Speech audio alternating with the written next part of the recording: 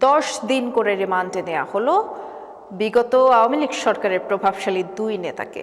সন্ধ্যায় আদালতে তোলা হয় সাবেক প্রধানমন্ত্রী উপদেষ্টা সালমান এফ রহমান এবং সাবেক আইনমন্ত্রী আনিসুল হককে।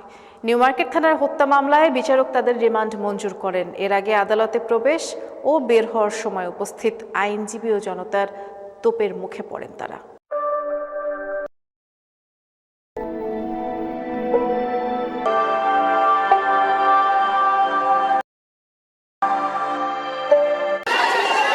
আনিসুল হক সবশেষ সিএমএম আদালতে এসেছিলেন এ বিষয়ক দপ্তরের মন্ত্রী হয়ে। তিনি হয়তো কল্পনাতেও ভাবেননি এভাবে আসতে হবে আদালতে। আসার পরেই তার উপর হবে ডিম নিক্ষেপ। শুধু আনিসুল হক নয়, আসামির বেশের সাথে আরেক প্রভাবশালী ব্যবসায়ী ও এমপি সালমান এফ রহমান।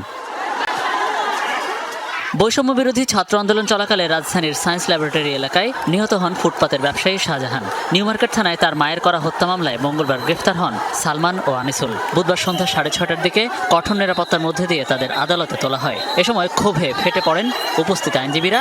তাদের বিরুদ্ধে বিভিন্ন স্লোগানও দেন, ছুড়ে মারেন বিভিন্ন জিনিস। পরে আদালতের এজলাসে গারদের ভেতরেও ক্ষোভের মুখে পড়েন তারা। তখন পুলিশ সদস্যরা তাদের ঘিরে ছিলেন। জনাকীর্ণ এজলাসে জিজ্ঞাসাবাদের জন্য 10 দিন রিমান্ড চাইলে আদালত তা মঞ্জুর করেন। এ সময় আসামি পক্ষের কোনো আইনজীবী ছিলেন না। বিজ্ঞ আদালত রিমান্ডে দরখাস্ত শুনেন এবং মামলার বাদী সেখানে উপস্থিত ছিল।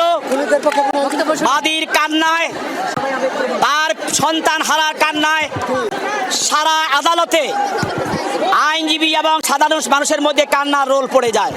আদালত সবকিছু বিবেচনা করে আমার ছেলের বিচার চাই। আমার ছেলেকে কারা মারছে তাদের মামলার এজাহার এবং রিমান্ড পিটিশন পর্যালোচনা করে এই আসামিদের বিরুদ্ধে 10 দিনের রিমান্ড মঞ্জুর করেন।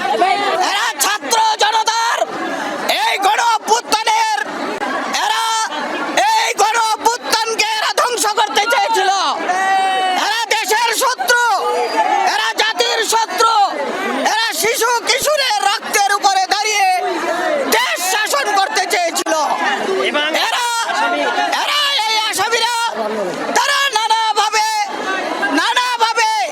গত 15 বছর তথা 17 বছরে এই জনতার আন্দোলনকে তারা প্রতিহত করার জন্য শত শত জানমালের ক্ষতি করেছে, হত্যা করেছে, গুম করেছে।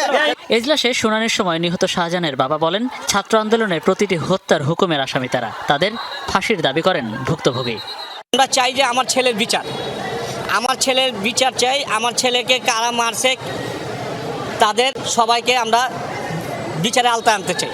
রিমান্ডের আদেশ শেষে আদালত থেকে নামানোর সময় উপস্থিত জনতার ক্ষোভের মুখে পড়েন সালমান এফ রহমান ও আনিসুল হক। রাত 8টার দিকে সেনাবাহিনী এবং পুলিশের কড়া নিরাপত্তার মধ্যেই ডিবি অফিসে নিয়ে যাওয়া হয় আসামিদের। তারা মূলত নিউ মার্কেট থানা রিমান্ডে থাকবেন, তবে রাখা হবে ডিবি কার্যালয়ে।